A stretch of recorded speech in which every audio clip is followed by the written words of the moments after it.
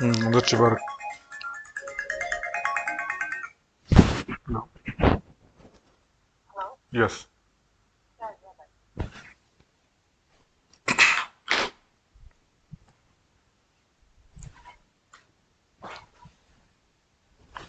Good afternoon.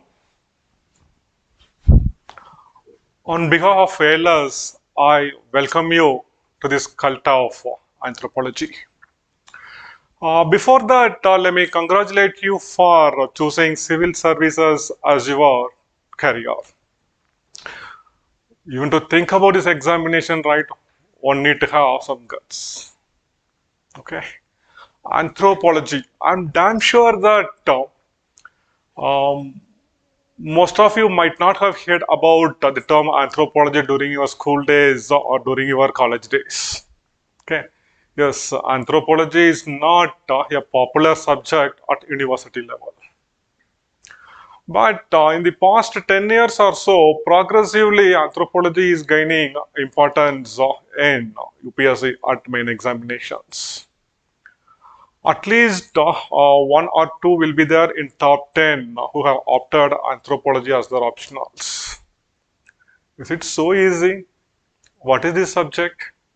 Okay, so in this lecture, now let us discuss what this subject is.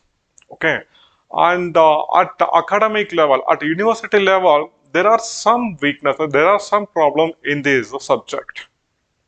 Okay, and this weakness, right here lies our advantage. So, what is that? Why anthropology as a subject is not popular at university level? Only there are 42 universities in our country which offers some curriculum in anthropology.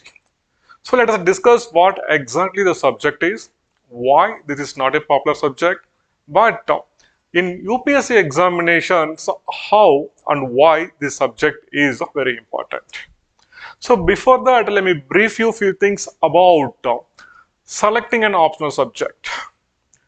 Say for example, take one important sports event, ICC Cricket World Cup.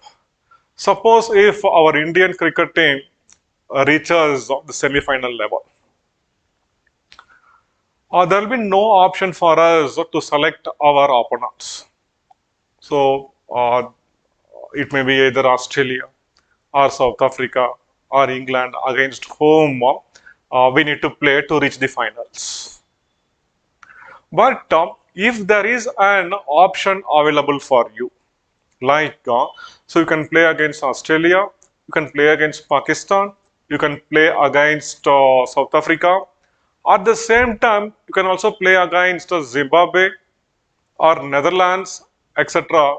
to reach the finals. Which one will you opt?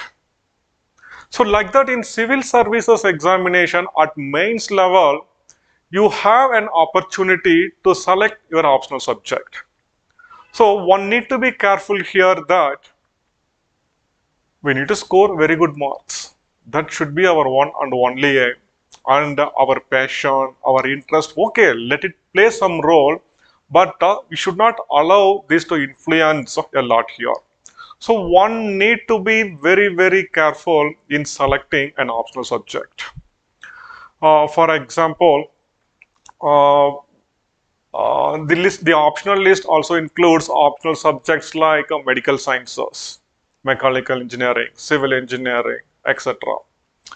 Suppose if someone opts medical sciences as their optional subject, see, one and only people who have did their MBBS can think about selecting medical sciences as their optional subject. Okay, and suppose if there are 200 students who opted for medical sciences as their optional subject. See, this is a competitive exam where one need to outperform others to score a better mark and a better rank, so that one can be placed comfortable in the final list. Okay, so here the 200 aspirants, 200 students who have opted for medical sciences, everyone might have did their MBBS, and they all will have at least some fundamental good knowledge in the subject. So it is very difficult. It will be very difficult here to make a huge difference, or it is very difficult to outperform others. On the other hand, we have optional subjects, popular options like public administration, geography, history, sociology, psychology, as well as anthropology, where suppose if 500 students opt this as an optional subject, few may be very good in the preparation, few may not be so, and there lies an opportunity to outperform others. Okay, so your personal interest in the subject, yes, well and good. Your passion for the subject, well and good. Along with that, one should also think about outperforming others so that uh, we can, so comparatively, right, we can perform better. It's a comparative performance here, how others are performing, and when compared to others, how is your performance. And along with this, optional subject plays, the marks in the optional subject plays a major role in your final selection. Okay, there will be hardly much variation in the GS marks. So hardly there will be a variation of 20 or 30 marks between the topper and the one in 400 or 500 ranks. On the other hand, in the marks in optional subject, okay, there is a scope to show huge variations. Variations are the scope of around 100 to 125 marks. Okay, so one need to be wise in selecting the optional subject. So what are all the things you will keep in mind? You should keep in mind while selecting your optional subject. First important thing is it should be easy, but UPSC have made every single option such a way that no optional subject is easy.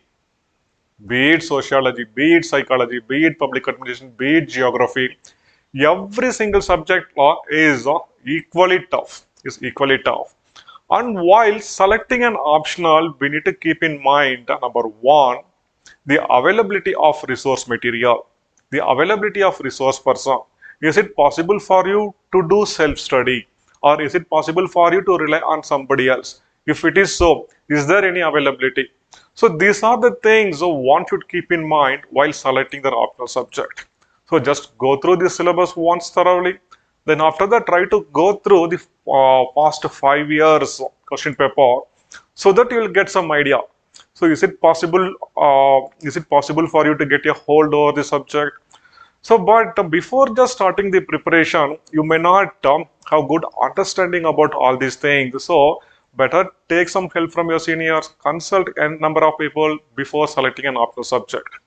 And even after opting a particular optional subject, if things are not going well as per your plan, and if you get stuck here and there, and if you feel that no, I think that I'm not going to do the subject is not going to do good for me, and I'm not comfortable in this subject, better I will tell you, you should, there is an opportunity, change your mind and think about some other optional which may be of good scope for you. Okay, so one need to be very clever in selecting the optional subject. Now, let us come back to anthropology. Once again, I welcome you to this cult of this fascinating subject, anthropology. For the followers, it is more like a cult. It is more than a religion.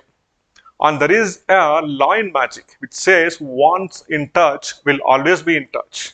So if you establish touch with a particular object, even if you move away from that object, that touch remains forever. Like that, once of when we glance this subject, anthropology, it is such an interesting subject that we will never feel like leaving this subject. So what is anthropology? Anthropos in Greek means human. Logos we know that is study. So anthropology refers to the study of human beings. In medical sciences, we study about human beings. In sociology, we study about human beings. In psychology, we study about human beings. But what is this anthropology? What are all the aspects of which we are going to study here in anthropology? See, anthropology is a holistic subject.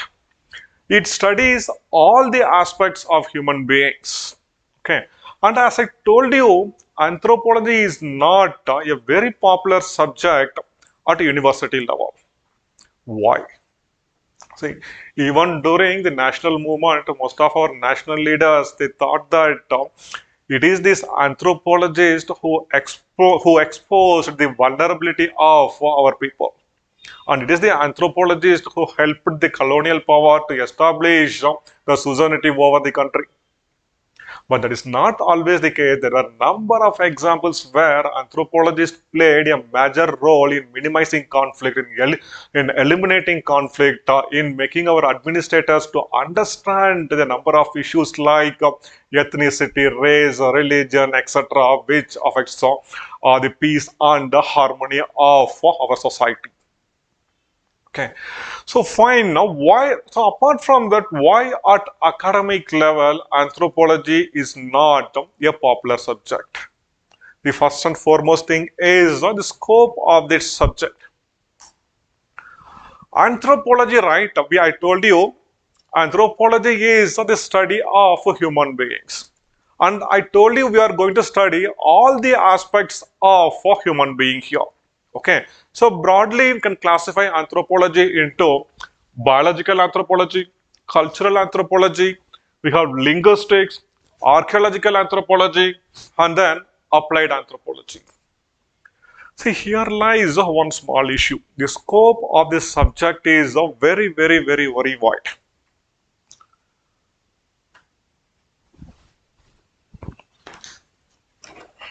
Let me tell you.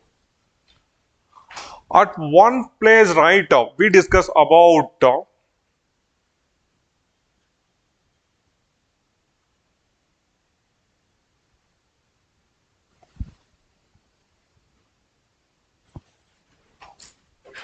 excuse me, about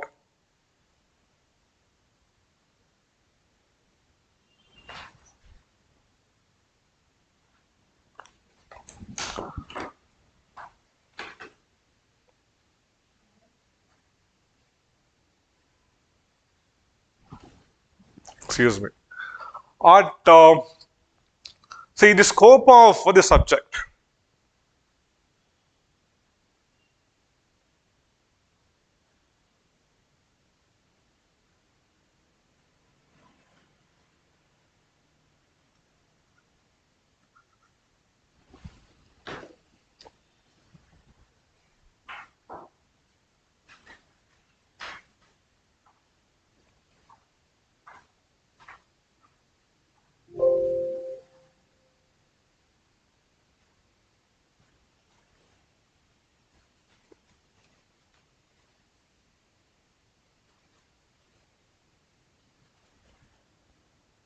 Yeah, I'm sorry, I'm back now. Scope of this subject. See, at one end, we discuss about human evolution.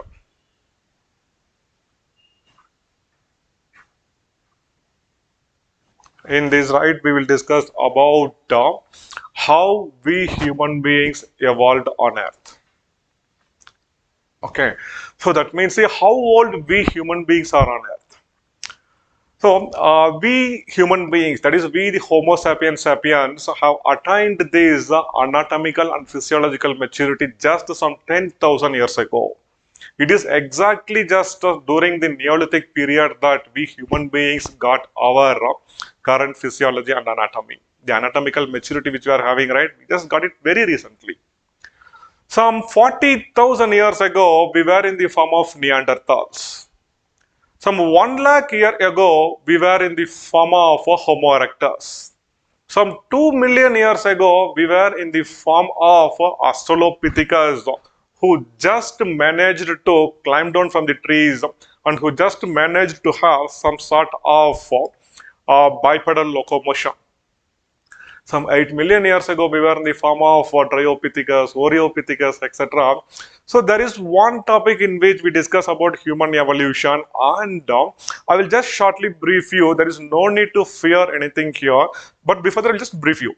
We study human evolution. On the other side, we study the human society and culture. the socio-cultural aspect of human beings. So what is our culture? What is society? In that, right, I will discuss about marriage, family, kinship, political organization, economic organization, social organization, etc. Okay. On the other hand, right, we discuss about archaeology.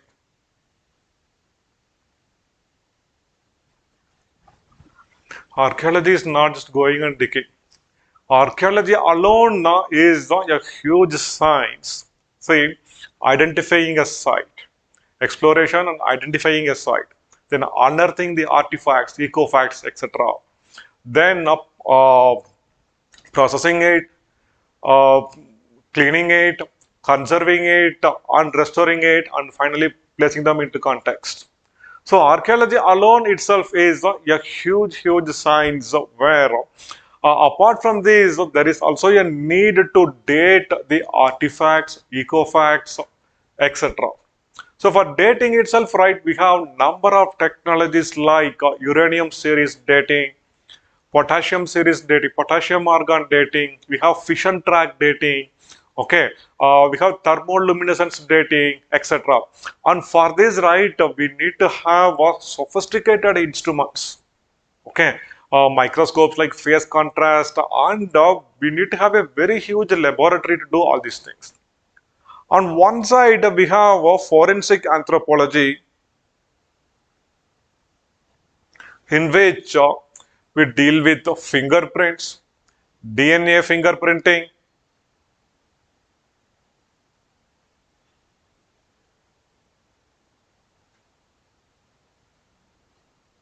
etc.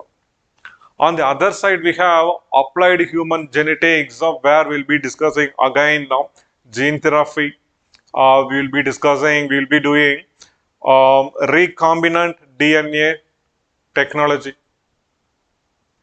Let me ask you, is it possible for an arts and science college to host a laboratory to deal with all these aspects? Had practicals been a part of our optional subject in main examination, anthropology will be the toughest optional. You cannot think about doing polymerase chain reaction. So very recently, because of the pandemic, you might have heard about the term reverse transcription polymerase chain reaction, RT-PCR. RT-PCR. Okay. So we deal with RT-PCR. Okay, we deal with DNA fingerprinting. So is it possible to host a laboratory in an arts college to study all these things? Here lies the first problem in this subject. Okay. So as a result,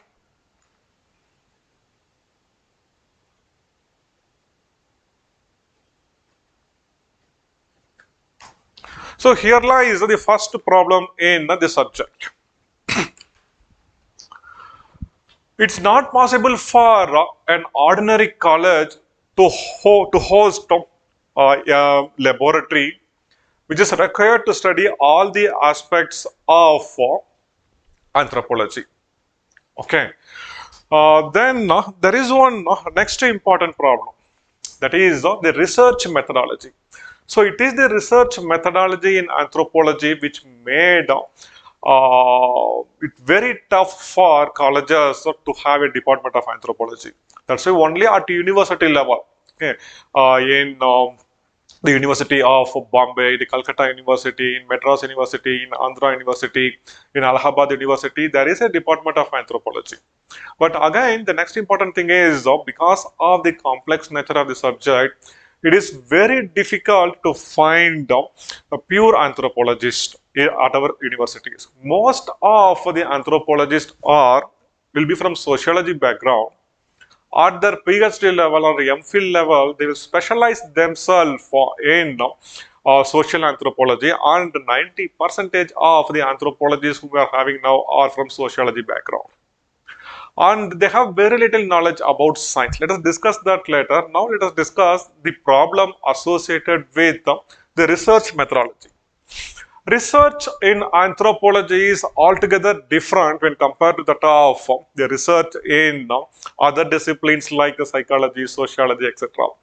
An anthropologist is not going to ask the same set of questions which an sociologist or a psychologist is going to ask. See, the study, the anthropology, the subject is largely skewed towards the study of primitive people. So we study in depth about the primitive people, the primitive tribes who live in forest, who live in the isolated places of the country. Okay, so and the curiosity, see, there is some curiosity here. I'll tell you how this subject and subject anthropology itself got evolved. So during 16th and 17th century, when the Europeans were perfect with the navigation technology, okay, they had maps made out of Mercator's projection, which shows true direction. That means if there is a direction shown in the map, in reality also the direction will be same. So the use of Mercator projection and perfection of the navigation, it made the Europeans to leave the continent in search of new places. And in fact, right, many travelers, missionaries, they left Europe and they traveled to far-flung areas like the distant island in the Pacific, Africa, India, Andaman and Nicobar Islands, etc. Okay, in this process, they came across a number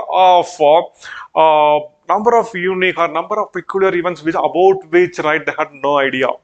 In few places, they witnessed the human sacrifice. In few places, right, some very strange practices. And when they went back and when they reported, when they spoke about this in the university or in the church, etc., it created an undue interest, and as a result, right, people started venturing out of whoever were capable of venturing to far-flung areas. They managed to move out to study the culture and society of the people. This is how the curiosity developed, and research in anthropology, as I told you, we are not going to ask the same set of questions as a psychologist or a sociologist ask. I'll give you one good example. Polyandry is an anthropological curiosity.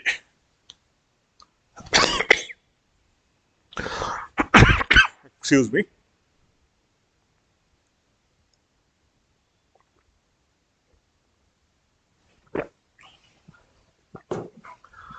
Polyandry is an anthropological curiosity. What do you mean by polyandry? That's a type of marriage where the woman has an option to have multiple husbands. In Mahabharata, we know that Panchapandavas had one common wife. So the very big myth, the very big religious epic Mahabharata speaks about polyandry. That means polyandry is not something which is strange in our country, and our social system permitted this at some point of time. Okay. So as an anthropologist, we are not here to have prejudices over what people do, because culture is nothing but culture is people's adaptation to the environment. So at times the environment forces people to have forces people to practice polyandry or polygamy, etc. See, polyandry, as I told you, is an anthropological curiosity. So once if an anthropologist goes to a remote place, okay, he finds some primitive people living there, okay, and he has some curiosity to know about their marriage form. And if he takes a questionnaire, if he goes there and asks a lady, what is your name, what is your age, yeah, how many husbands you have, if they practice, they may reveal. If it is not a big taboo, they may reveal. But in our society, if somebody asks such a question to a woman, immediately we can expect her to take a slipper. But polyandry is not something very strange. Even now, there are few societies in our country who practice polyandry. The Todas and Kotas, a tribe who live in the Nilgiris in the Western Ghats. Then in Uttarakhand, there is a region called as Jawansari. In Jawansari region, there is a tribe called as Kasi who practice polyandry. And there are few tribes in Arunachal Pradesh who even now practice polyandry. Polyandry is not something very strange, but is it possible for an anthropologist to just go there, take a questionnaire, meet the people, and get the data about the socio-cultural aspect? No, it is not possible. So, in anthropology, there is a methodology called as a participant observation. Participant observation.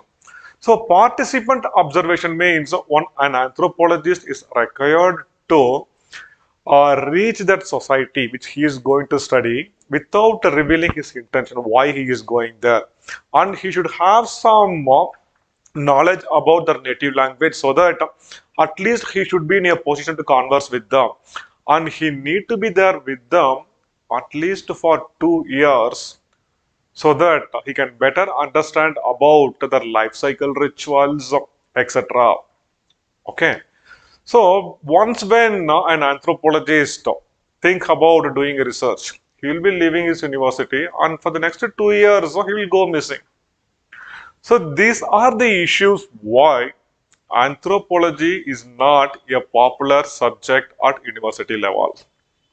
Okay, so that's why there are around 42 universities in our country which offer some curriculum in not full-fledged anthropology, some curriculum in anthropology. Okay, good that some great person have included anthropology as an optional subject in UPSC. Excuse me. See, had there been practicals, this is going to be the toughest subject. But everything is only theory. If they ask you about recombinant DNA technology, theoretically, right, anybody can write. Okay, so identify the genetic marker in one organism, try to isolate those DNA fragments, incorporate into a plasmid vector, move it, and then fix it into the target organism. So we have few enzymes to cut the DNA fragments. We have restriction endonuclease, an enzyme which we can use to cut the DNA fragments. And we have ligase, a paste which you can use to fix the fragment. That's all. In 2 minutes, right, I have told you what is recombinant DNA technology. You can read this and you can write this. But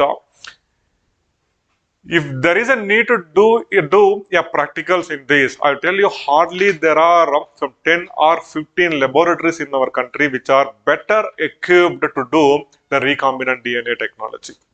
Okay. So, here lies a disadvantage in the subject at university level, but there lies something, a very big advantage in the subject now. I'll tell you. See, anthropology is the only optional in which amateurs are going to set the question paper and the same amateurs are going to evaluate your paper. Okay. So as I told you, most of our professors are from sociology background. They might have studied science a long back, some 30-35 years back, other metric level, and we better know what science they might have read some 30 or 40 years back. Okay, fine. So now they'll be dealing continuously with the society, culture, caste system, tribal problems, etc. Fine. And suddenly one fine day UPSC calls them and asks them, sir, you please set some question paper in physical anthropology. Australopithecus, Homo erectus, DNA fingerprinting, protein synthesis, what these things are. So these will look like something written in Mandarin or Spanish for our examiner. This is true. Okay. So now his very big, very important aim will be to make a question in which there will be no error.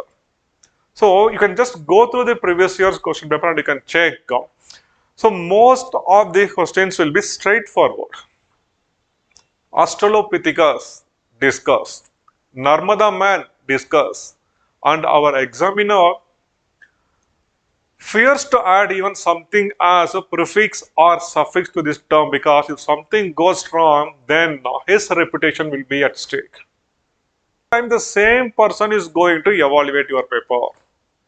So there is one important thing. There is no need to update anything here except for some very few areas in paper 2 in tribal studies where we need to update ourselves in the recent environmental and forest policy, and the recent policies towards tribal administration, and some changes which may or may not happen in the fifth and the sixth schedule of the Constitution, which deals with the tribal administration.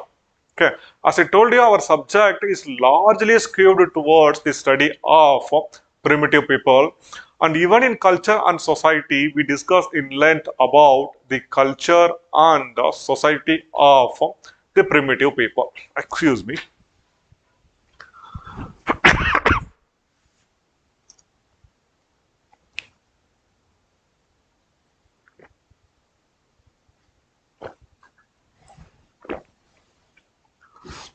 So the very big advantage here is so if any anthropologist listening to me, I 100% I'm sure he will not get angry at me because he better knows what's happening.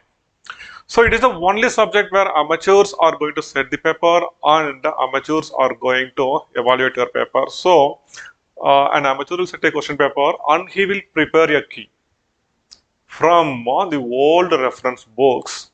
Okay, and most of the literature which we will be reading, which we will be studying here are wartime literatures, those written during World War, and very hardly our anthropologists update the things about which I will discuss shortly.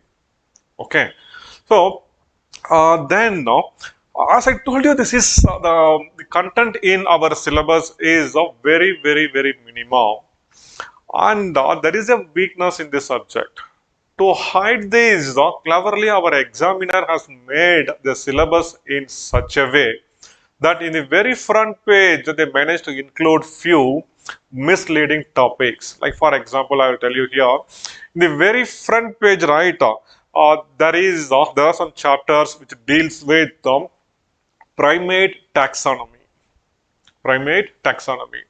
So if you are from a non-science background, if you are from commerce or economics background, I'll tell you, you may not have much idea about this taxonomy, the term taxonomy. But if you are a science graduate or if you are a botany or zoology graduate, the very term taxonomy alone creates a lot of fear in the minds of the people.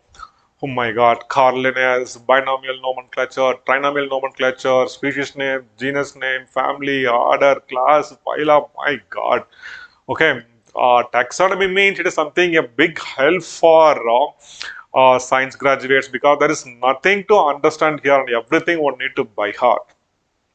But in anthropology, in primate taxonomy, it's just a single page material where we are just going to discuss where we human beings are placed in the animal kingdom and about our family Hominidae and superfamily Hominidae and who are our relatives. How close we are related to the living primates like chimpanzee, orangutan, gorilla, etc. That's what we are going to discuss.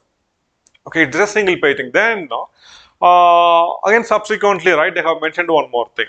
Comparative anatomy of man and apes, and then skeletal changes due to erect posture and its implications. Oh my God, what is this? Comparative anatomy of man and apes.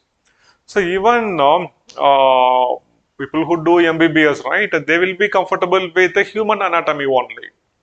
What is this? Is there any need to study human anatomy and then to read an anatomy of a ape?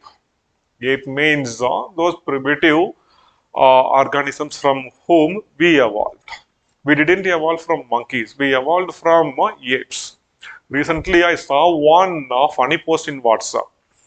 One kid goes to its mom and asks, "Mom, you told me that God created us, but Dad is saying that we descended from monkeys. Which is true, Mom?" Her mom says cleverly, "See, what he says is true. We descended from God, and he is speaking about his line of evolution." His line of evolution. But whatever may be the thing, we and the monkeys had a common ancestor, but the main line of bifurcation happened some 180 million years ago. 180 million years ago. Okay, so they are our distant relatives. So where and how we human beings are placed in the animal kingdom, that's what we are going to discuss. And when we discuss about the comparative anatomy, see, in anthropology, we are just going to discuss the anatomical changes due to erect posture. That means from a quadrupedal locomotion some 20 million years ago, when our ancestors lived, when our ancestors had an arboreal way of living, when they were forced to live on trees, they had a quadrupedal locomotion where all their four limbs were used for locomotion. But due to change in the environment, when our ancestors were forced to climb down from the trees, we got an erect posture and bipedal locomotion. Erect posture and bipedal locomotion. And in this process, there were some changes in our anatomy. So there are of the hundreds of bones in our body, hundreds of muscles in our body, and we are not going to discuss each and every bone and muscle here. Hardly there are some 20 or 25 anatomical terms of which we will be discussing, like what do you mean by foramen magna, what is mandible, what is maxilla. Okay, and there is no absolutely, I'm repeating it 100 times, I will even repeat it a few hundred times, that there is no need to have uh, any special knowledge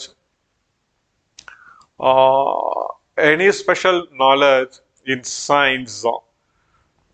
Excuse me, there is one issue. Not following the queries. So towards the end of the section, right, I'll be taking up the queries. Excuse me, can you see the queries in that? Can you see the queries in that YouTube? Can you see the queries of people sending text in that? So can you please bring it here? Fantastic.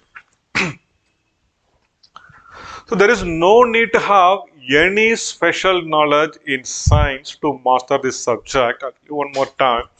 If you know what do you mean by bone, if you know that we have bone inside our hand, if you know that we have brain here, if you know we have skull cap here, if you know that we have heart here, if you know what is blood, if you know what is a cell, this is sufficient. Okay, the metric level knowledge which you have in science, right, that is much more than sufficient to master the subject. And one more thing here is we will be briefing you from the fundamentals. DNA fingerprinting means, please do not worry, we'll just start from what do you mean by DNA? How few nitrogen molecules combined to form nitrogenous bases, and how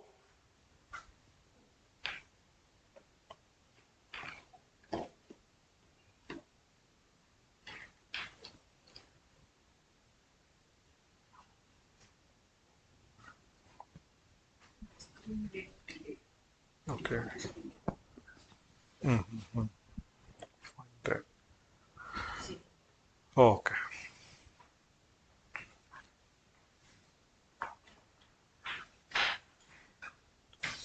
Now, good then. I will also take up your queries towards the end.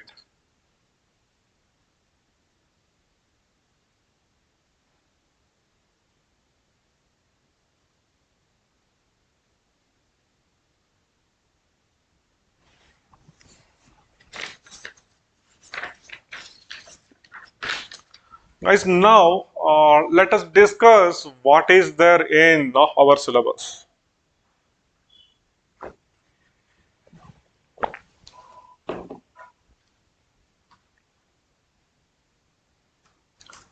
As I told you, anthropology is classified into biological or physical anthropology. Then we have cultural anthropology.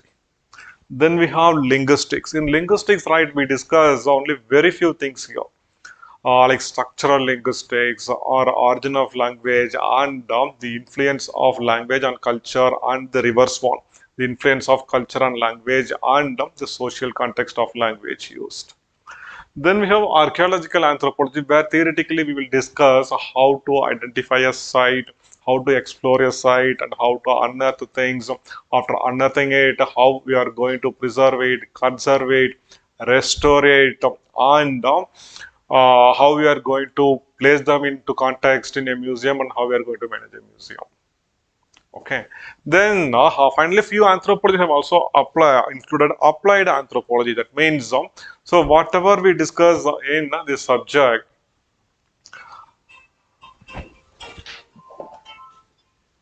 whatever we discuss, how we are going to apply this in the line of human evolution. How we are going to apply it in the line of human evolution. Okay. So that is applied anthropology. Fine then.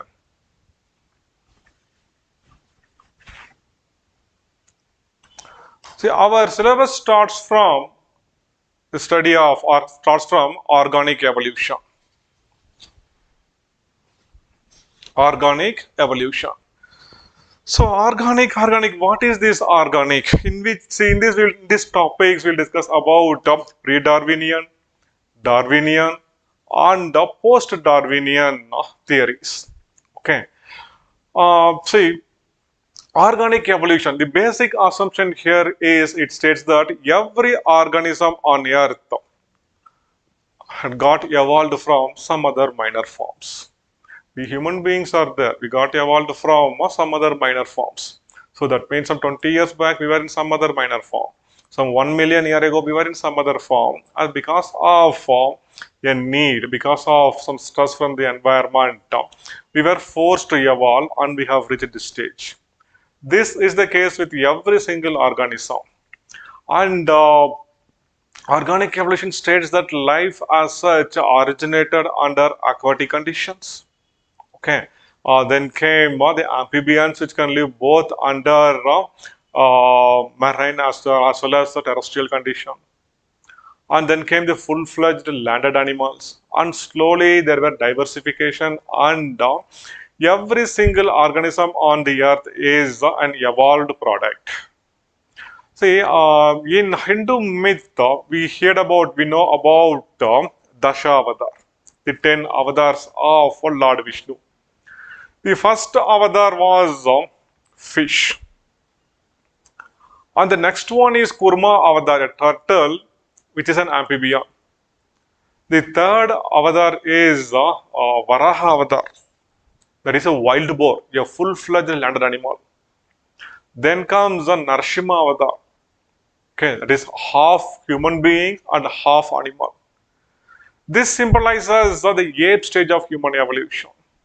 Then comes Vamana avatar, the short statured or the pygmy stage of human evolution.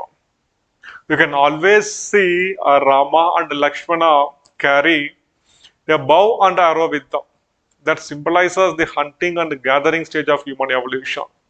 After this comes the revolution in agriculture. As a result, you can see Balrama, the brother of Lord Krishna, always carries a plow with him. See, the elements of organic evolution are found in our Indian traditional social system. We do not know whether this is an accidental coincidence or people had idea about how organisms on earth got evolved. So in organic evolution, we discuss about Darwin's theory, pre-Darwinian, post-Darwinian, in which we'll discuss about the synthetic theory of evolution. Synthetic theory of evolution. Okay, fine then. Then after that, right, there are few topics which deals with human evolution. Human evolution. In human evolution, we discuss about the evolution of man, that is descent of man. So in this, right, we will discuss about Australopithecus, Homo habilis, Homo erectus, then Homo sapiens. Okay. There is no need to have again any special knowledge in anatomy or physiology to discuss these things. Just there are some 20 or 25 anatomical terms which were of evolutionary significance, which we will be discussing. Okay. So there is no need to have again any special knowledge in science to master these topics. Then after this, right, Our socio-cultural anthropology, as a part of our socio-cultural anthropology, we discuss in length about the culture, society, and first of all, let me explain you what do you mean by culture. We keep speaking culture, culture, culture. A considerable portion of anthropology deals with the socio-cultural aspect of human beings, and in particular, in anthropology, we discuss about the culture and the society of primitive people, very primitive people, very primitive people, the so-called primitive tribes who live in the jungle, who live in the remotest of remote places. Okay. So what do you mean by culture?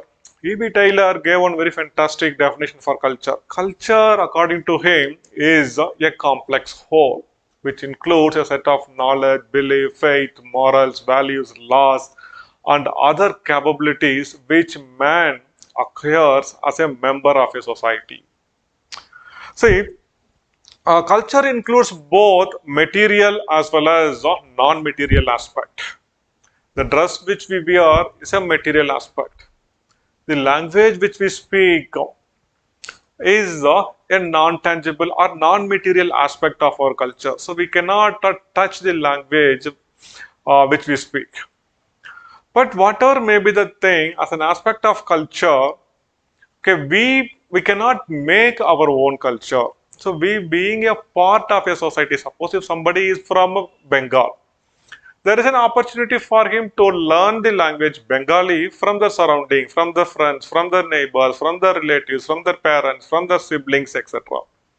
So culture means these are set of it's a complex whole which we acquire from our society, which we acquire as a part of which we acquire from our society.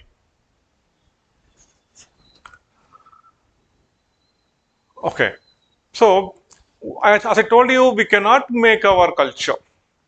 So, for example, the art of making a dress like this. So, few thousand years ago, our ancestors learned the art of raising a cotton crop, extracting lint out of it, making it into a fiber, and then weaving it into a cloth. Weaving it into a cloth. See, weaving it into a cloth. So suddenly, suppose if we are born alone, is it possible for us to learn all these things? So through our ancestors, we inherited this art of making this very fine dress, and in our generation, we'll keep it with ourselves. We will enrich this, and we will pass it on to the next generation. So how we will enrich this current generation, right? So we are tearing our dress here, here, here, and we'll be passing it on to the next generation. Similarly, take for example the language which we speak. Few thousand years back, our ancestors made this language, be it Hindi, be it Urdu, be it Punjabi, be it Tamil, Telugu, Malayalam, etc. Generations after generations, right? People inherited this aspect of culture. They enriched it, they kept it with themselves, and they improved it, and they passed it on to the next generation. Same is the case. We learned English from our society, and we are enriching it. In our current generation, right, we are adding a number of vocabulary like LOL, ROFL, and we will pass it on to the next generation. We'll pass it on to the next generation. Okay.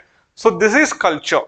So culture is learned. Culture is adaptive. Culture keeps changing.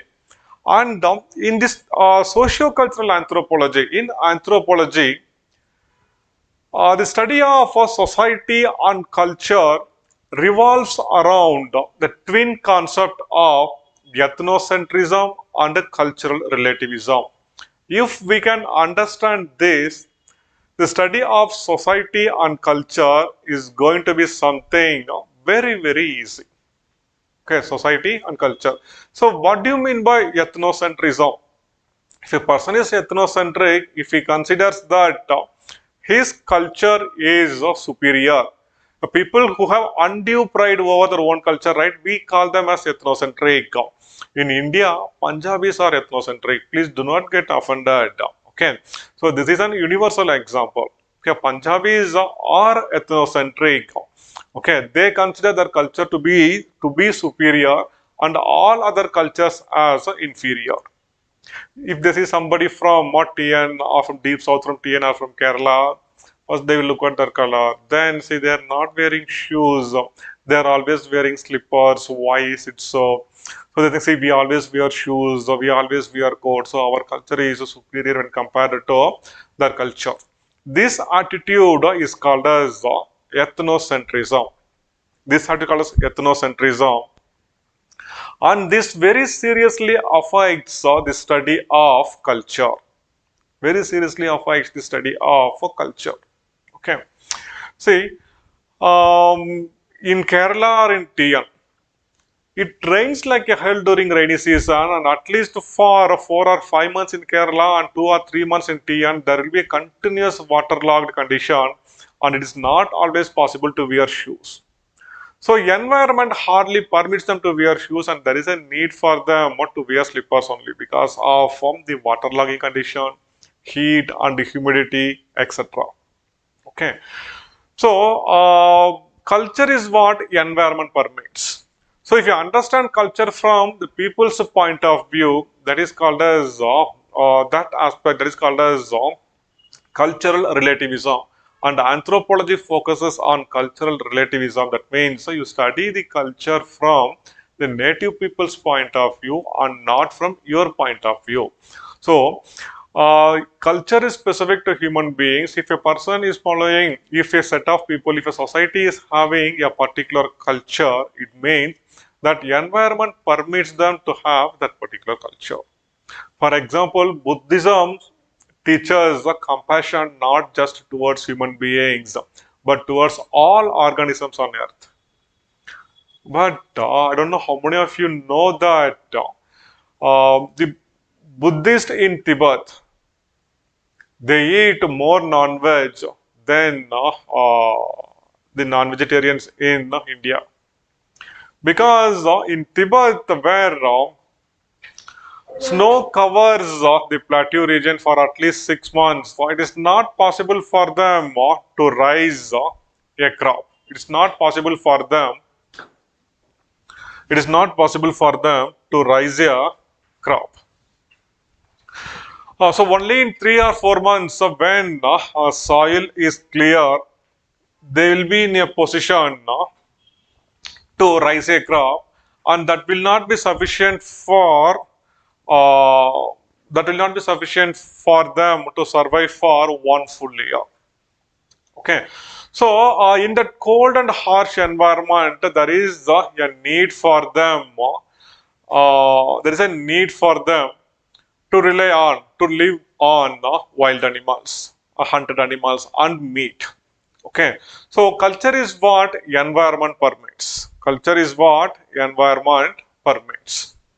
Okay, so this is what an anthropologist is supposed to understand before studying the socio-cultural aspect. And apart from that, the subject becomes very interesting as we are just going to focus on,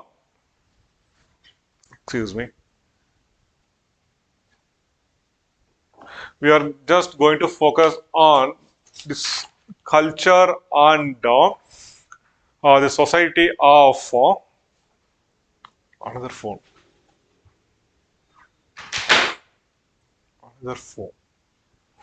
Society and the culture of primitive people. Society and culture of primitive people. So, for example, here I told you there is a discussion about marriage, family, and kinship. Okay. In anthropology, in marriage, we are not going to focus on the issues concerning the marriage in our modern civilized world, like divorce, dowry. Okay, we are not going to concern about domestic violence, etc. So we focus much about the study of marriage, how the marriage as an institution got evolved, and how the contemporary primitive people, how this institution exists among the contemporary primitive people. See, we always think that monogamy is the best form of marriage. But that is not always the case. There are societies where polygamy is an ecological compulsion. Even now, there are number of primitive people who live in the central Indian tribal belt who live by hunting and gathering. Among them, I'll tell you, if a person get married and if his wife gives birth to one or two kids, after that, life is going to become a very big hell for the man because his wife will keep nagging him. You are going out right today evening when you come back. I want to make it sure that you get married to some other girl and bring her here. Here, because of the environment and the technology which they are having, women are tied to too much of domestic work. Okay, man will go out, he just hunt the animal, so he will bring it back and he will keep it on, and he'll just throw it in the home. It is the woman who will be cutting, who will be extracting meat, who will be separating the leather. He need to clean and cook the meat. On the other side, she need to tan the leather. Along with that, she need to go out to collect honey or some tubers.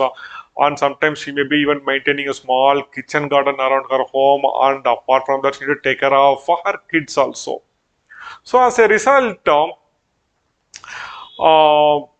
women were tied to a lot of work here and she feels it comfortable. She'll feel happy if her husband brings one more wife so that she can share the labor in the home. She can share the labor in the home. See, one more thing,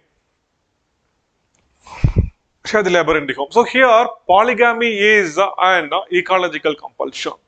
So one good thing about anthropology is anthropology makes us, or anthropology gives us a very good understanding about this subject.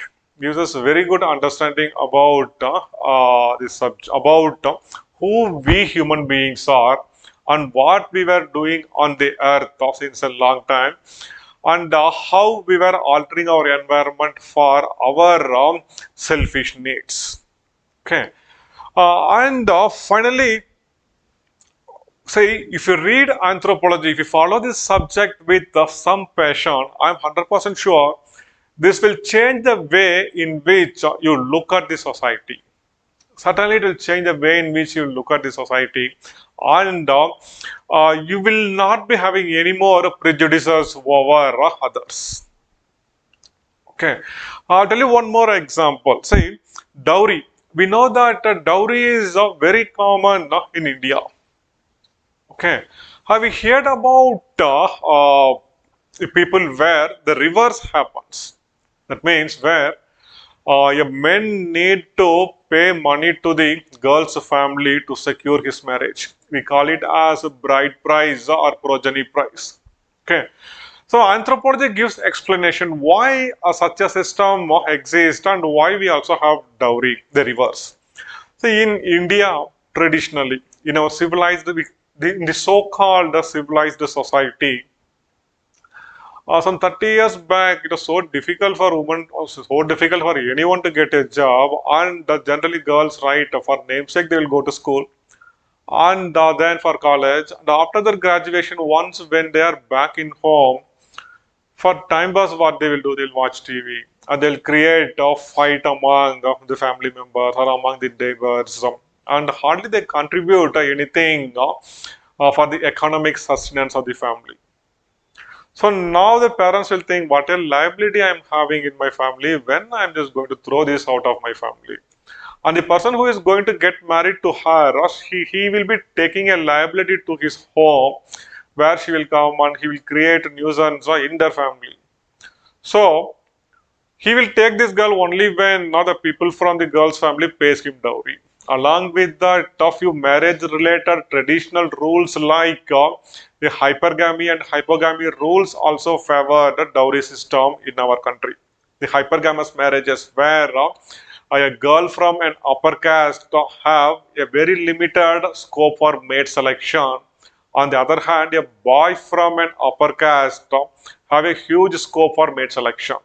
A girl from an upper caste can think about getting married to a boy only from her strata, but a boy from an upper strata, a boy from my topmost strata can think about getting married to any girl from any strata.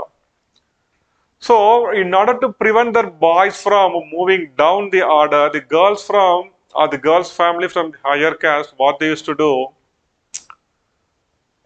they used to lure the boys saying that see how much dowry we are having, see how much wealth we are having.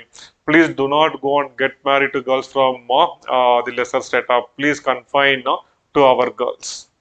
So it is the hypergamy and it is the economic or contribution to the economic sustenance which created dowry system in our society. On the other hand, among the primitive tribes, primitive hunters and gatherers, among the fishermen where women contribute a lot in economic sustenance, the reverse is the case where a man need to pay a lot of money. If he's not having money, then he'll be forced to do service in their family.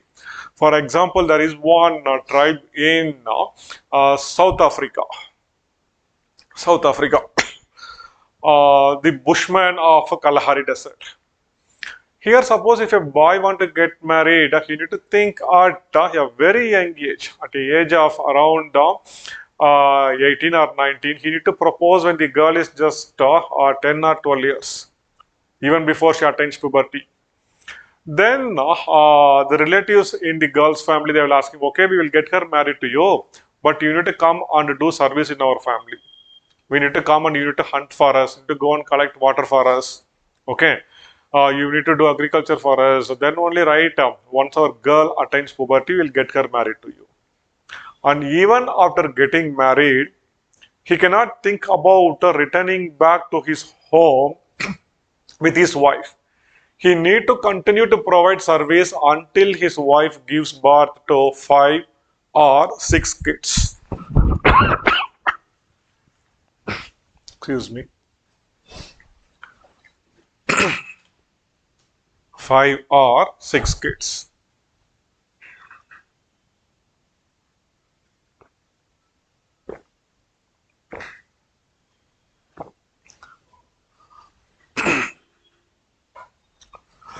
Five or 6 kids. So that means so close to around 10-12 years he need to live there in their family. He goes there as a single man and he returns back in a huge group. He returns back in a group. So listen now. So this is how we can understand about our society. We can understand about our culture, about our social organization, etc. Then there is a discussion about family, kinship. In kinship, we discuss about simple things which we do with our kinsman. For example, there is one term called as technonomy. Technonomy means, suppose if a lady is there in their home, if some of her relatives go there and they ask, where is her husband? Suppose if Ramu is her husband's name. And suppose if she is having a daughter by name Divya. She will reply like, Divya's father had gone to market. Divya's father is not in the town. That means addressing a primary kin using another primary kin's name through another primary kin. This is called as technonomy, and in anthropology we discuss what is the reason behind this. What is the social, psychological reason behind this type of activities. Okay. And even there are a few more so weird practices which you might not have heard, which we'll be discussing in kinship. There is one particular practice called as COVID. COVID is still practiced among few tribes in our central Indian tribal belt. Here, in order to sensitize a man about family life, about how difficult it is to get to give birth to a kid. So once when a person's wife becomes pregnant, he will be forced to imitate her behavior. If he walks slowly, he should also walk very slowly. If there is a purification ritual for this girl, even he will undergo the purification ritual. If she is kept in a dark room, even he will be kept in a dark room. If she cries out of pain, and even this person should cry out of pain.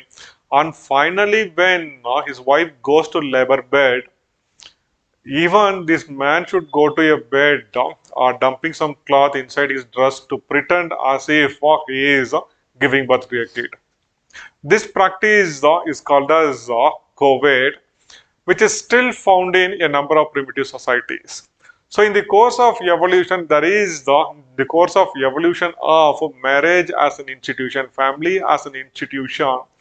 There was a need to sensitize our male towards family life and how difficult it is to get give birth to a baby, and at the same time how and why he should be a responsible parent. Okay, so these are the things which we discuss in the socio-cultural anthropology, and in this way, right, our subject is slightly different from what we study in sociology or in psychology. Our focus is much on the study of primitive people. Okay, so then we have culture theories that will be followed by a small discussion about economic organization, political organization, and religion, etc. So the study of religion again gives a lot of understanding about what is religion, what is the need for us to follow a religion, what is the role of religion, what is the function of a religion. See, India is a land of religion. Here, right, we practice Islam, we practice Hinduism, we practice Christianity. There's a huge population now, and see, though the two large religions, both Islam and Christianity, Islam and Hinduism coexist in our country. So we can see some fundamental difference in between these two religions.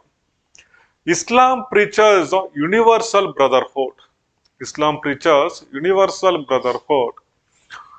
That means everyone should stay united. If one person belongs to Islam, the other one, right, should treat him like a brother, and there should be no conflict within the people following the same religion. They should stay united. At the same time, if you have a look at Quran, most of the literature in Quran will be like a wartime literature, which makes the people to get ready. You need to fight. Get ready. Get ready. Get ready. And it speaks a lot about aggression. On the other hand, Hinduism is one religion which divides its own people. Okay, the Hindu society is divided into a number of strata, 4 distinct strata, and if we follow caste, Indians, Hindus in India follow caste system. There are few hundred castes here, and people follow different castes, and within the caste we have subcaste, etc. What is the reason one religion speaks about universal brotherhood and one religion divides its own people? See, it's all because of, in anthropology, we have a lot of explanations for this. Islam as such originated in the semi-arid regions of the world, where it is not possible for people to do agriculture, and there is a need for them not to rely on, it's a need for them to do, to live by cattle rearing. So animal husbandry and cattle rearing is the very important economic activity here. Cattle is the very important wealth of the people, and people right here, most of them were nomads in the desert who used to move here and there with the herds of cattle. So here cattle is their wealth, and it is a mobile wealth. And it is always possible for some other powerful group to just to go there to take possession of the cattle, and they can run away. So the property or the wealth is a mobile wealth here. As a result, if somebody is powerful, they can outperform others and they can take away all their wealth. So conflict will always be there in this type of societies. So when cattle rearing is the important economic activity, when cattle are the source of wealth for a society, conflict will always be there. This right even now in Mahabharata also speaks about this thing. Okay, Arjuna was called as the protector. See, there were issues when Panchabandavas, when they go for seclusion in the forest, there will be an issue when somebody will disturb or take away the cattle from the villagers. Arjuna goes for the rescue and he rescues the cattle for the village for the villagers. So cattle, if it is a source of wealth, fighting will be very common. And here,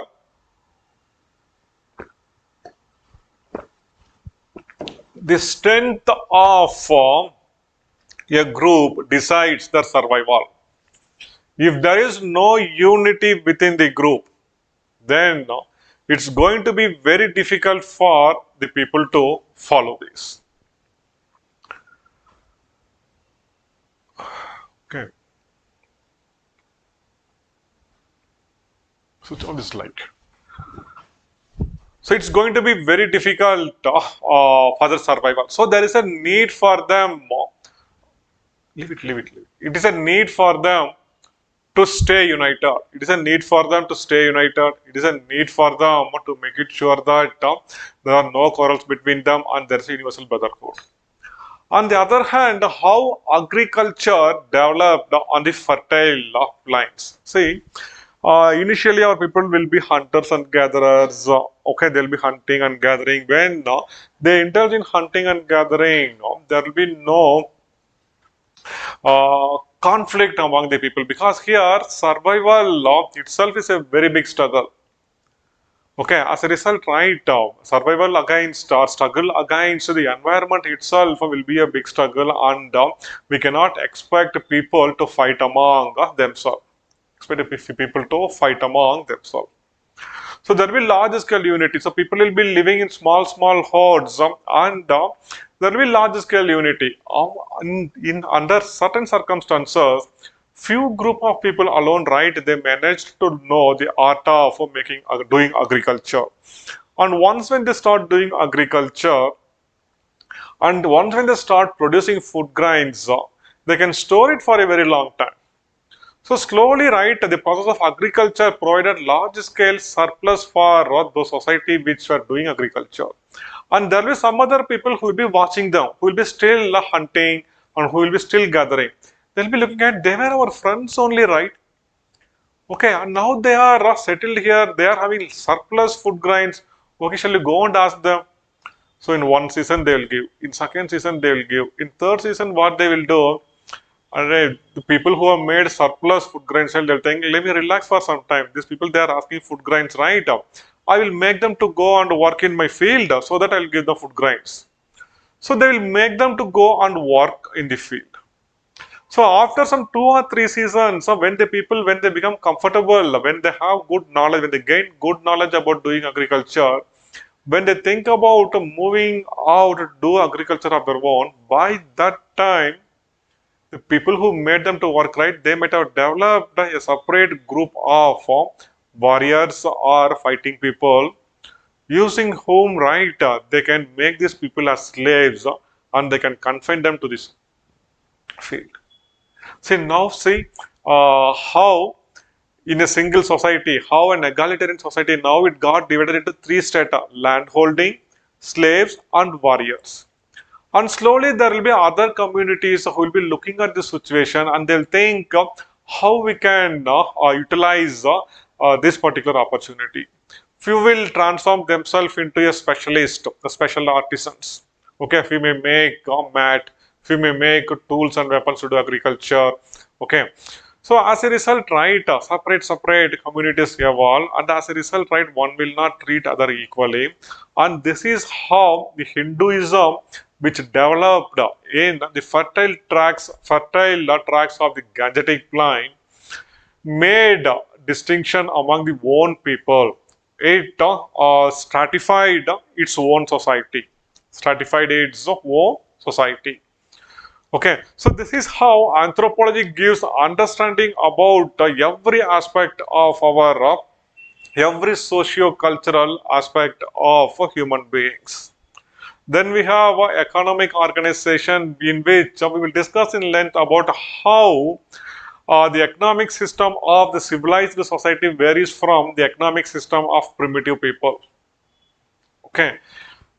See, where among primitive people, it's not the profit which is alone the motive of economic activity. Apart from that, there is a strong social undercurrent of which we will be discussing. Then in political anthropology, we are not going to discuss about the constitution of India and the other political setup. So our subject largely focuses on the political system of primitive people. Okay, law and justice in primitive society. How in primitive society people establish guilt. For example, guilt will be established by divination or by a oath or an ordeal. So in primitive societies, you might have heard about this thing in village panchayats for this to do. Suppose if they suspect some four or five to have committed a crime, then they will call them to the panchayat and they will ask them to stand before a god and they will ask them to take a oath. Just before the god is stand, and now you tell, just raise your hand now and you tell that you didn't do this crime. Generally, right, they will hesitate to say the lies. And sometimes, if nobody accepts, then they may decide on an ordeal where they will ask them to dip their hand in a boiling water or oil. So that the belief is if they come unhurt, then they are not, they will be acquitted. Okay, so this is what we discuss in political anthropology. This is what we discuss in political anthropology, law and justice in a primitive society. Okay, so how the political system as such evolved, like what do you mean by tribe? What do you mean by what is a band? What is a tribe? What is a chiefdom? What is a kingdom, etc. Okay. Mm.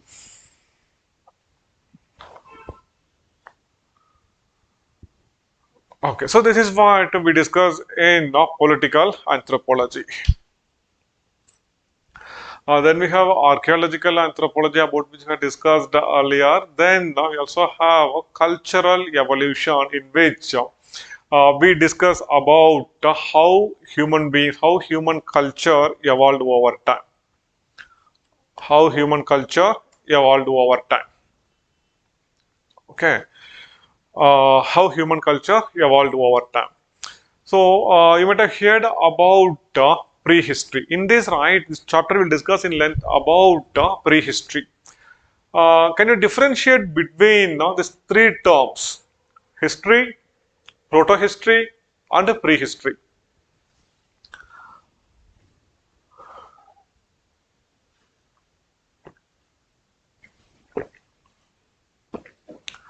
History refers to the period in which we have written evidence. In which we have written evidence. In which we have written evidence. For example, about Ashoka. We have Ashokan inscriptions which speaks about him. Okay. So about Akbar, we have Akbar Nama. So in history, right, there will be some written evidence from which, right, we'll be knowing what exactly happened. Prehistory means that is a cultural phase during which, right, we do not have any written evidence and we are going to reconstruct the history based on the material remains. Based on the material remains. That is prehistory. So during the entire Paleolithic period, Mesolithic period, Neolithic period, Chalcolithic, and even during Metal Ages, we do not have any written evidence. And we are going to reconstruct this entire cultural history using the materials available here, mostly in the form of fossils, stone tools, pottery, and ceramics. Okay. So in this, we will discuss in length how a change in environment resulted in a change in culture, and how to what extent environment influenced the culture and life of human beings. For example, When Neolithic period sets in throughout the world 10,000 years ago, Neolithic Revolution, see, Gordon Child prefers to call this Neolithic period as a Neolithic evolution, largely because man started doing agriculture now. With the advent of agriculture, food became surplus. Human beings became surplus food producers. As a result, right, he had lot of time to deal with uh, the other aspects. So how to make himself happier, how to it gave us opportunity for him to indulge in other activities like art, crafts, etc. It gave him some time to think about music. It gave him some time to think about dance, be it Bharatanatyam, Kuchipudi, Odissi, etc. Okay. So, how it happened? 10,000 years ago, it happened in a very uniform manner throughout the world, be it in Egypt, or be it in Middle East, or be it in India, be it in China or Europe, everywhere, right, man started doing agriculture. How it is possible? So, until then, right, he was not doing agriculture. And all of a sudden, one fine day, right, everywhere man started doing agriculture. How is it so? Because of environment permitted him to do agriculture only 10,000 years ago. Before that, Earth was still gripped by the last phase of ice ages where permafrost-like condition. Permafrost means a permanently frozen subsoil. A permafrost-like condition still existed, and it didn't allow seeds to germinate easily. So 10,000 years ago, with the starting of Holocene period, when the glaciers vanished and when ice age vanished, and when a warm environment prevailed over the earth, it allowed human beings to do agriculture. Okay, so in this we'll discuss how changing environment played a major role in the shift of cultural phases, and again once again how the invention of a few important innovations like the use of metals, how further it accelerated the development of human culture. So with the invention of iron, it became very easy for the human beings to clear the forest. So this is what we discuss in the cultural evolution part. Then there is one huge topic which deals with human genetics. Part 2 of paper 1 deals with applied human genetics. Applied human genetics. Okay. Again, there is no need to have a great knowledge in genetics to study all these things. Okay, so an elementary knowledge. So there are few things which we need to, which will make you comfortable with, that will make the study of this applied genetics part very easy. Only thing is we need to have some idea about the Mendel's law of inheritance, which even an 8th class student now will be comfortable with. Like, what do you mean by law of dominance? What is law of segregation? What is law of independent assortment, etc.? That is sufficient. And if you can know what is a homozygous condition, what is a heterozygous condition, that is sufficient. Remaining most of the things are just like mathematics, where right there is no need to. There will be no need here to update anything. There will no need to update anything here. And then so there is one topic which deals with the race and the racism. Race and racism. So what is race?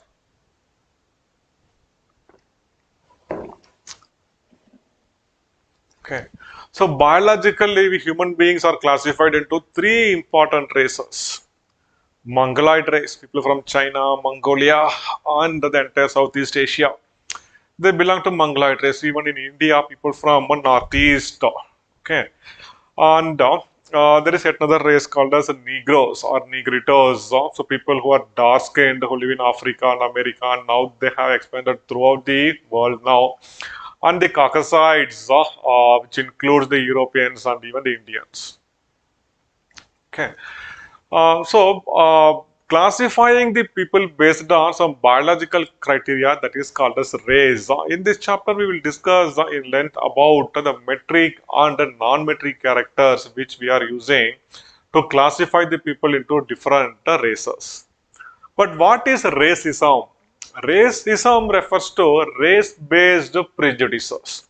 Race-based prejudices. Okay, so racism is based on four important aspects. Number one, superiority of the culture, purity of the blood, IQ, and then skin color.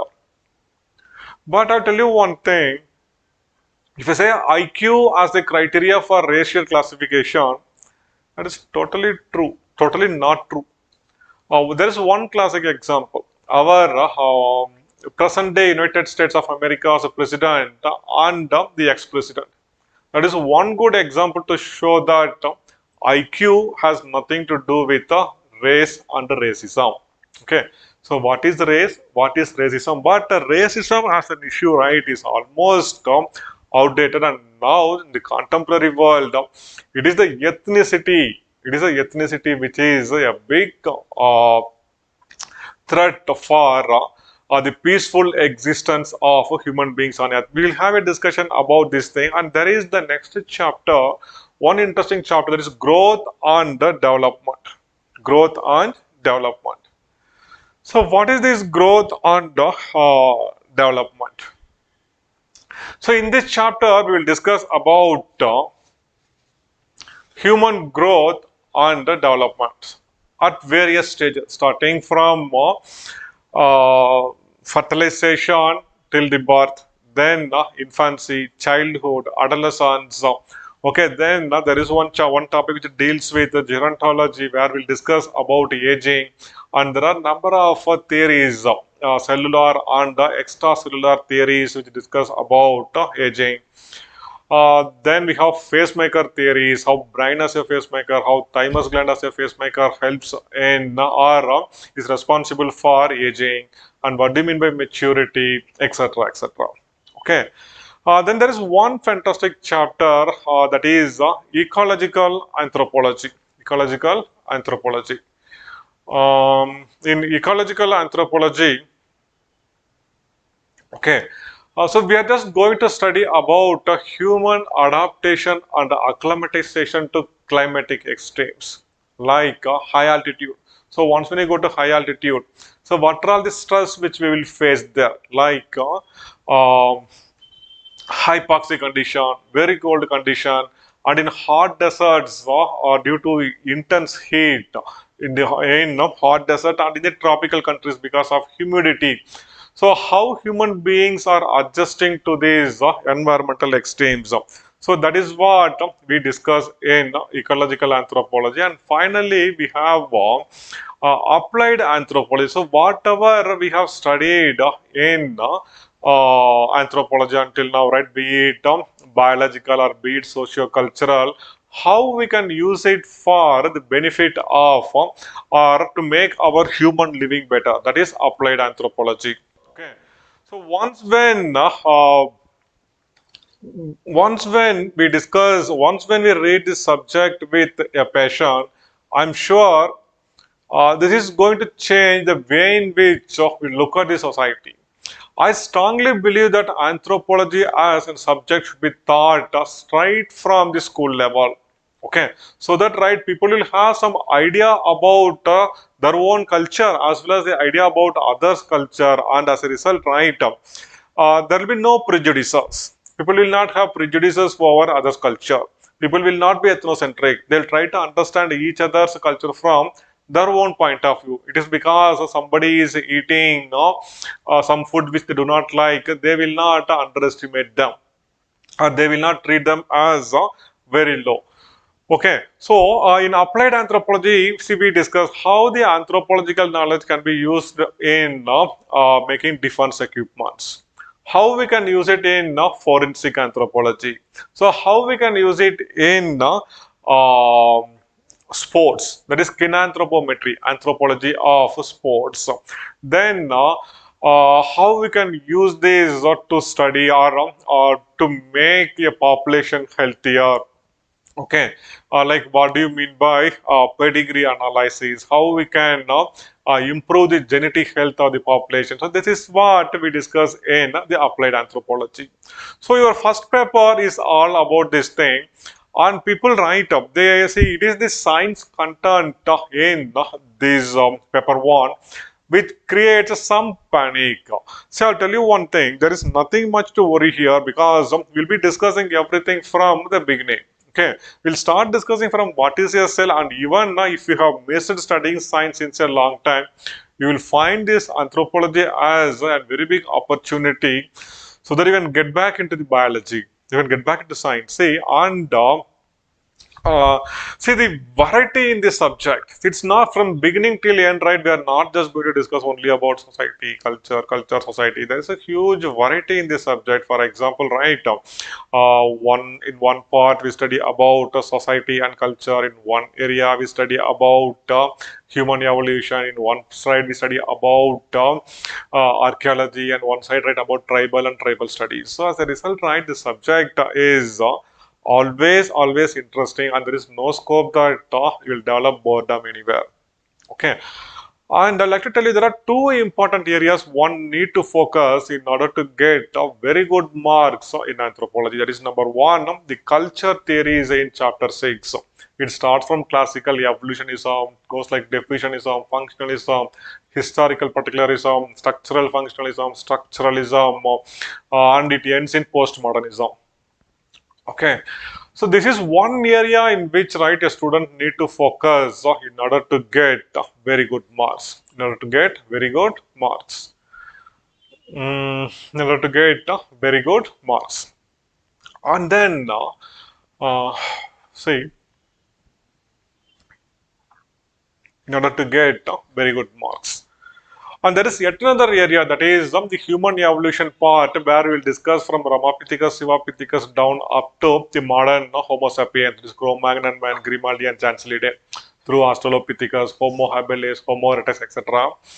And again, one need to be thorough in this subject in order to get very good marks. Okay. Then now let us discuss briefly about paper 2 of anthropology. Paper 2 right here lies the very big advantage for the aspirants who are opting anthropology as their optional. Who are opting anthropology as their optional. See, without even reading anything, if you have lived in India for some 20 years, okay, if you have watched Bollywood movies, that is sufficient. Okay, that is sufficient. We can say you will be in a position to answer most of the questions in paper 2. In paper 2.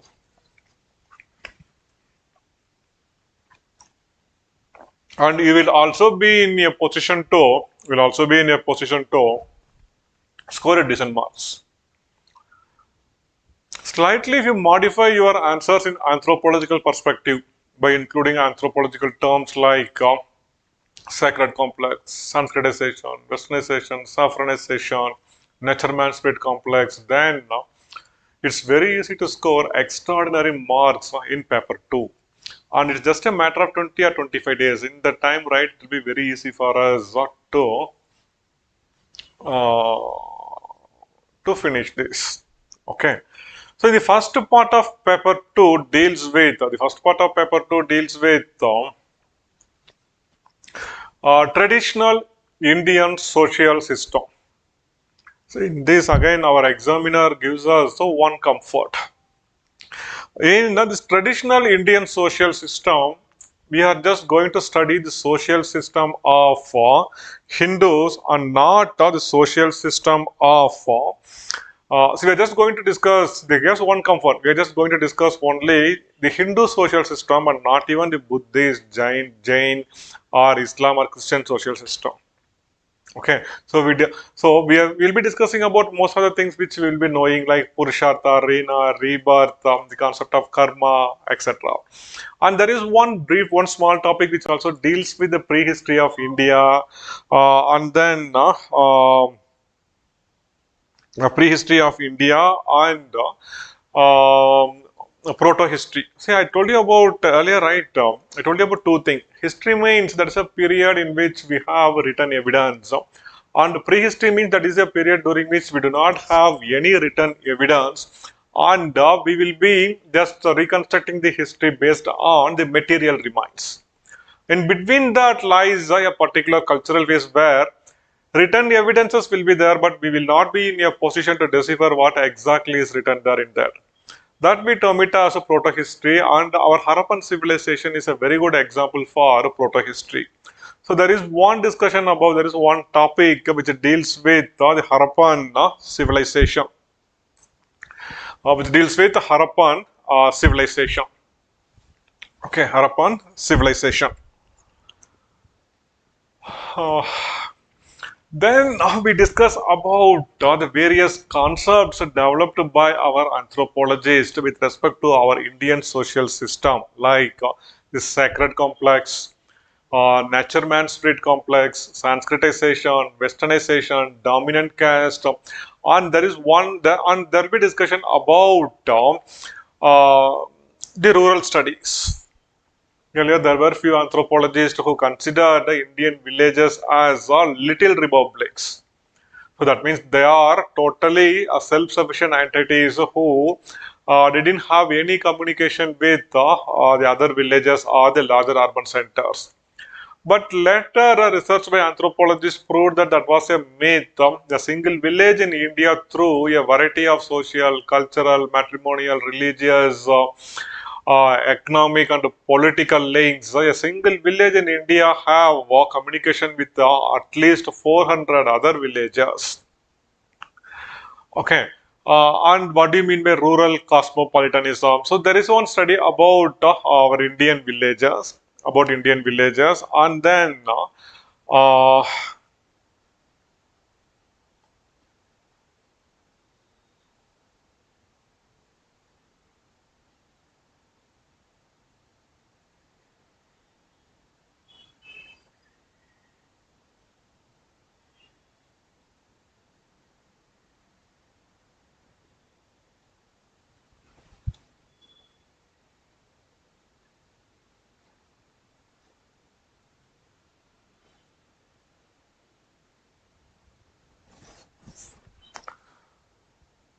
okay. So there is another part, that is part two of anthropology, which deals with the tribal studies. Okay. So who is a tribe in India? Is there any definition for tribe in India? Even during the Constitution Assembly, there was there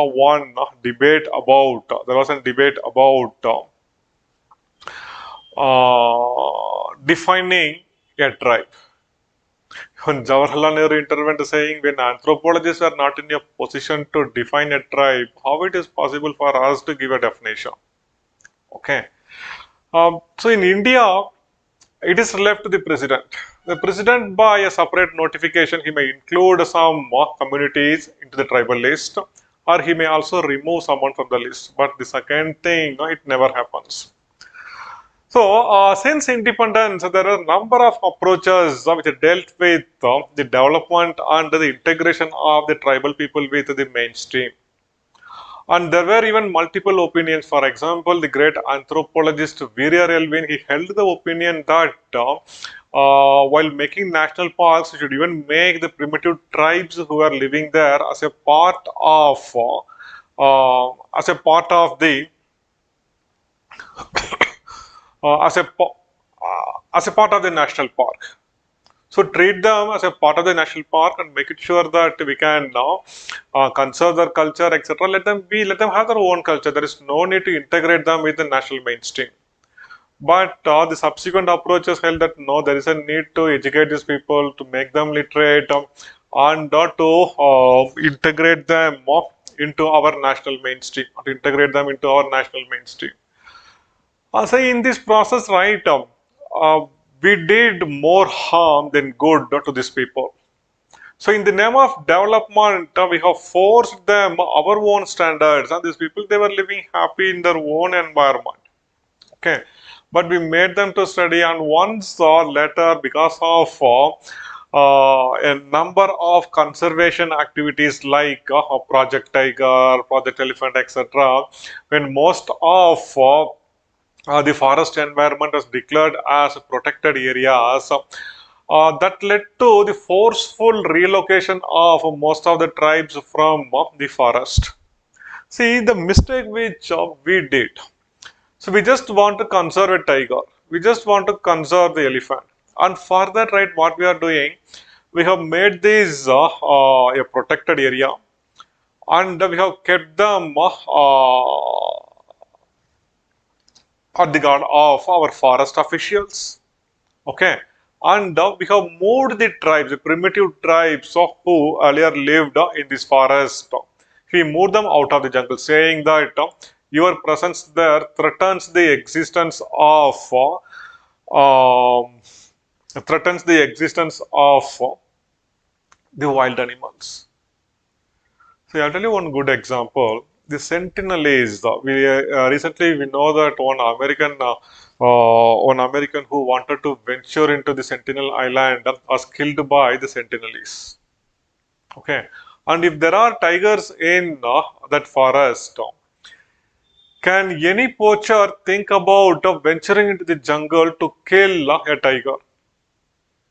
And the tribes who live there, right, they consider the environment as their home, and they will make it sure that they will not overexploit the environment. At the same time, they will not think about polluting the environment. It is they who are conserving the environment, and what we did in the name of conserving this environment, we pushed the people out of the jungle, and now we have forest guards who are going to protect the jungle, who are going to protect the forest. Um, See now, it's very easy for a poacher. Okay, you just go there, you bribe a forest official, you bribe a forest guard, you give him 1,000 rupees. He will take you and he will show you where the tigers are. But on the other hand, when the tribes are there, is it possible to do that? So it took a very long time for us to understand that if we want to conserve something, it is not possible for us to conserve without the participation of the local people. So if you want to conserve something, make it sure that you participate the local people also.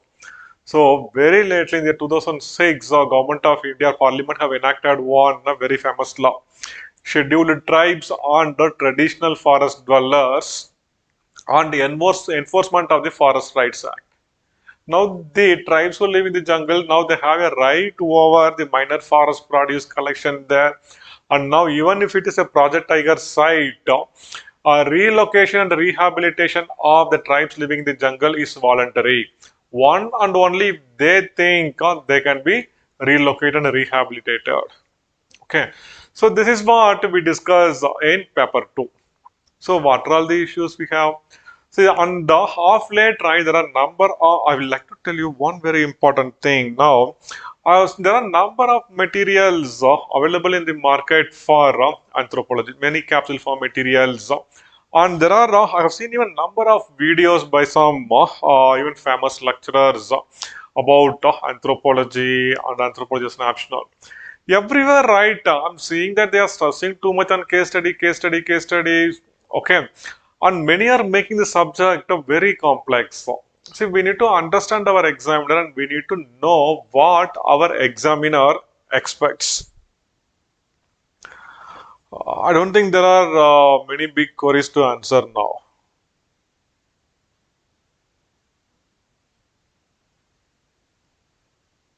Okay. So few have even asked whether anthropology is a scoring optional. If it is not a scoring optional, then how at least one or two will be there in the top 10?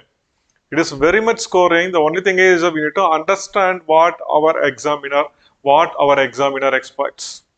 So once when we understand that, then it will be very easy for us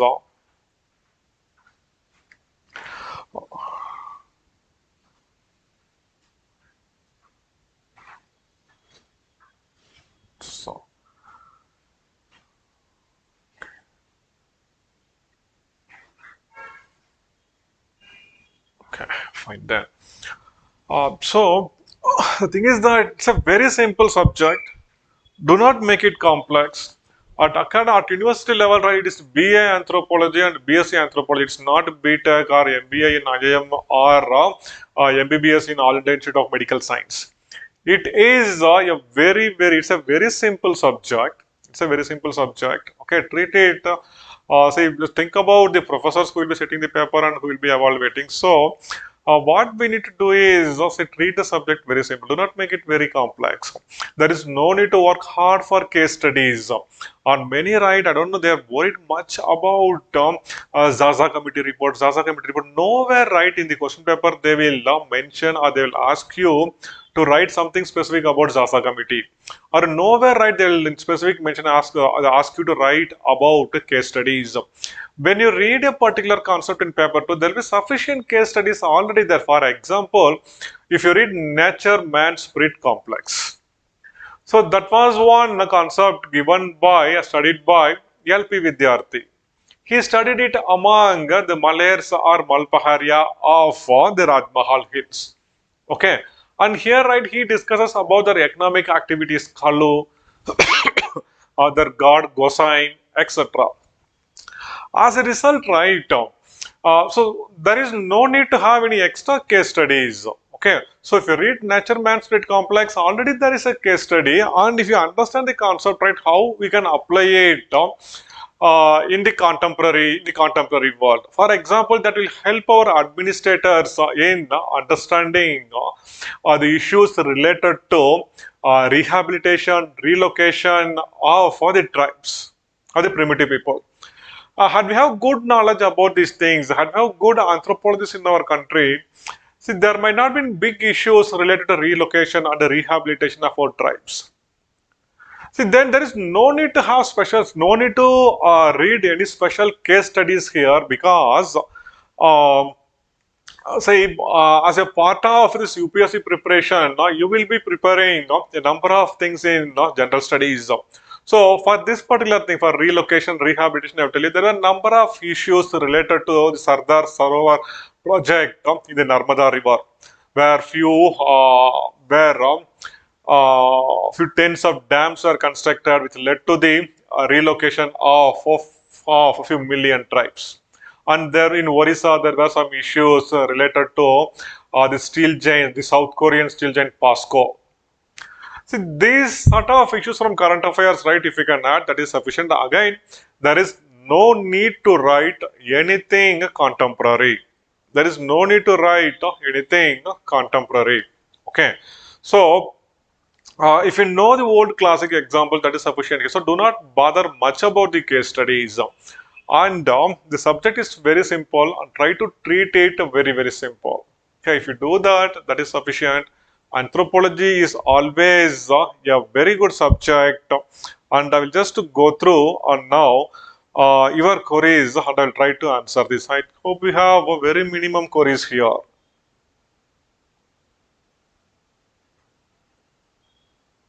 Only if you have asked whether it's a scoring option and my background is green.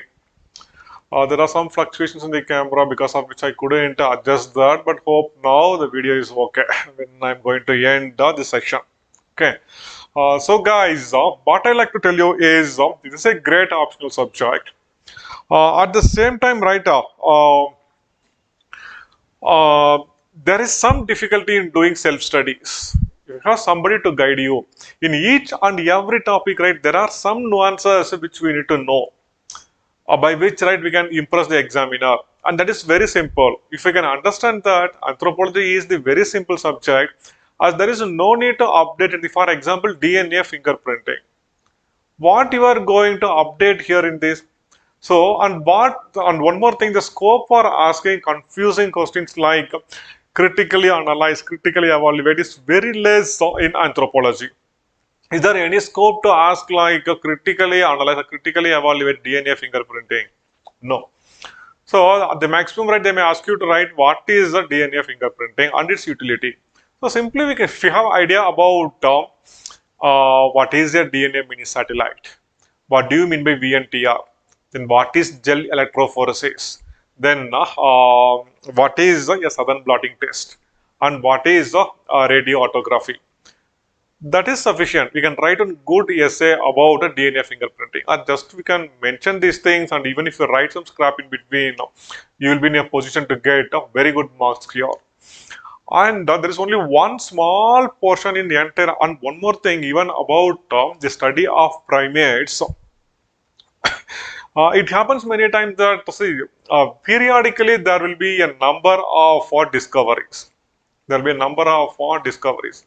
So people write, there may be a discovery of a new ape, there may be a discovery of a new fossil. And I would like to tell you, there is no need to update anything from the current affairs. If it is about Australopithecus, whatever things which were discovered until Second World War, that is sufficient.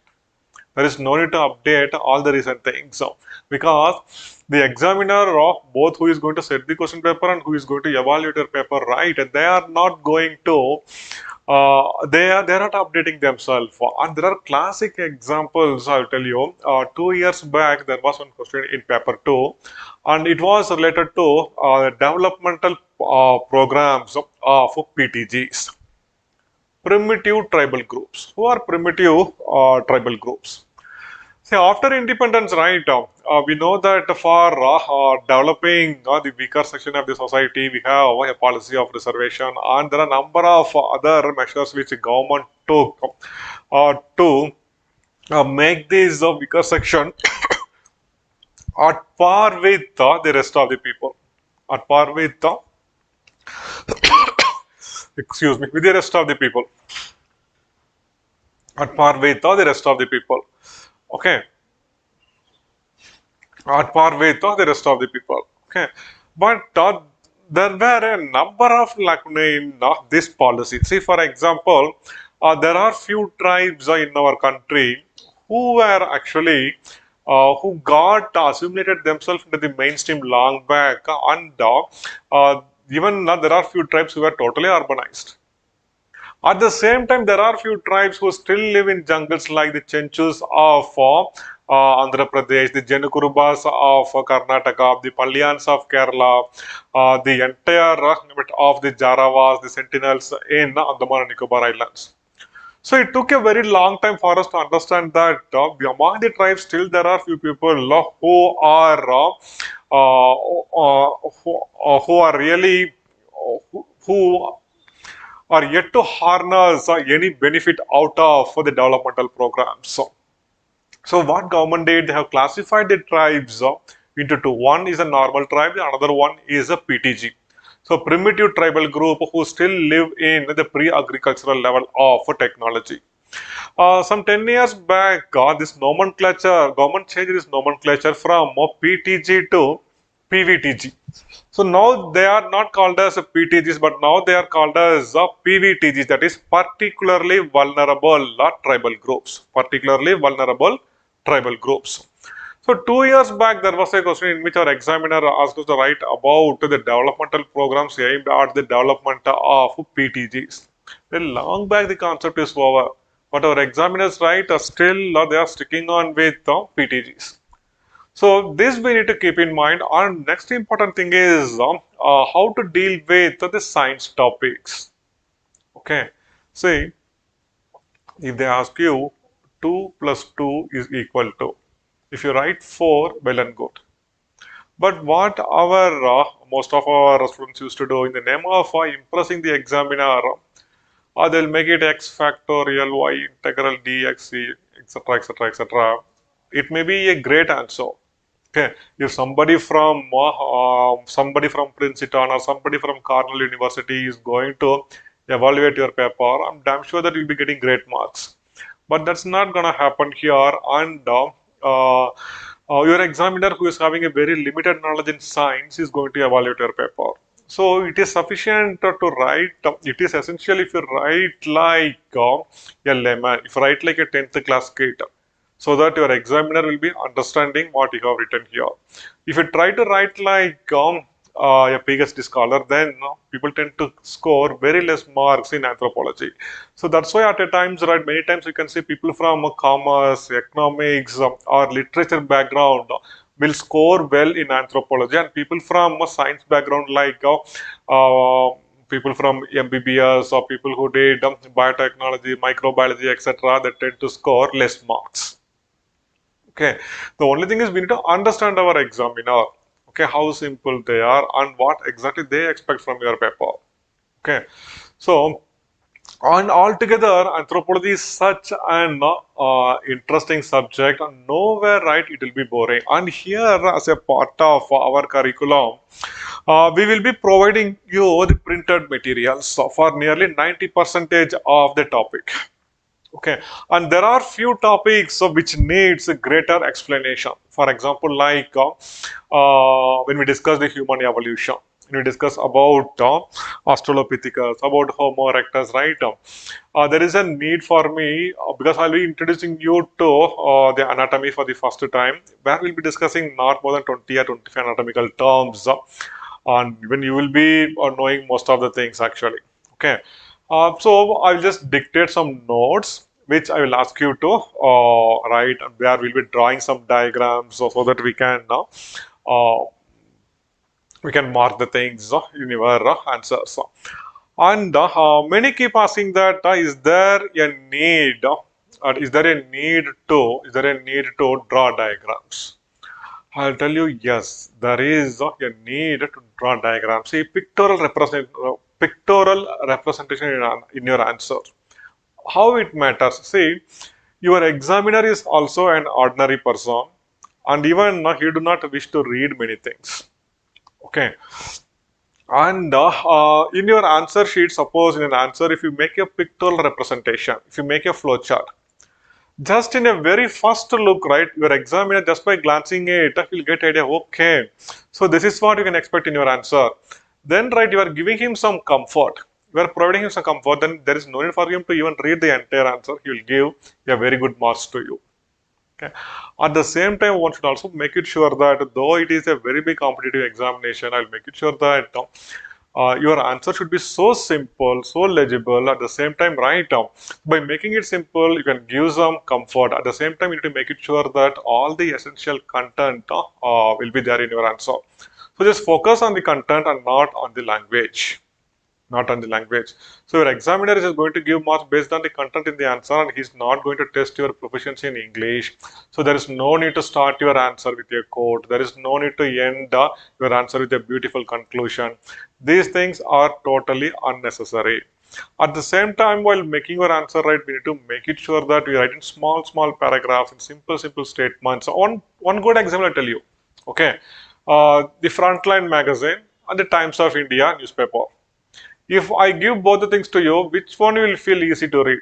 I will tell you Frontline magazine right now. You cannot read it continuously for 10 or 15 minutes. So things will be so boring because of the language and the technicality in the language which they use. On the other hand, the Times of India, the language is very simple and we can read it with ease. So this is what one need to think in their main examination. So make it sure that you are making things very simple. Anthropology is a very simple subject. It's a very simple subject. So there is no need to worry much, and there is no need to have any special knowledge in science to read this thing, because straight from the beginning, what is a cell, what is cell division, what is mitosis, what is meiosis, what is DNA, what do you mean by DNA replication, what is protein synthesis, okay, what is polymerase chain reaction, every single thing, right? We will discuss in length, and we will not make it sure that that you are missing something in science. And even a 10th class student who have minimum knowledge in science, right, will be capable of catching these things. And there is no need to have special knowledge in anatomy or physiology, etc., to read anthropology. I hope this lecture might have given you some good insights about what this subject is, how scoring it is, okay, and what you are supposed to do while preparing anthropology. Okay, so this is such a fantastic subject, and it will totally change the way in which you will look at the society. Once again, I thank you all for this lecture, and I wish you all the best in your endeavor, and I wish you to see as a future bureaucrat. Thank you very much. And there are no big queries actually. So I think there is no need to answer here. If there are any subsequent queries, right, you can post in the YouTube column itself where we will answer you. Okay. So as of now, thank you. Thank you for listening to me. Once again, all the best.